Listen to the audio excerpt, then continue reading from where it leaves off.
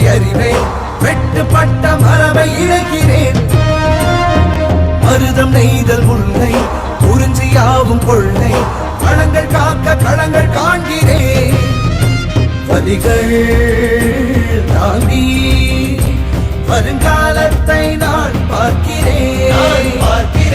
ஒற்றை மகனாக வந்து உற்ற பெருங்கோபம் கொண்டு பற்றும் சுடராக படர்ந்து பெற்றேன் பேரன்பின் உறவு. தலைவன் தந்த தமிழும் தந்த ஒரு தீ தீ தீ நம்மில் உண்டு.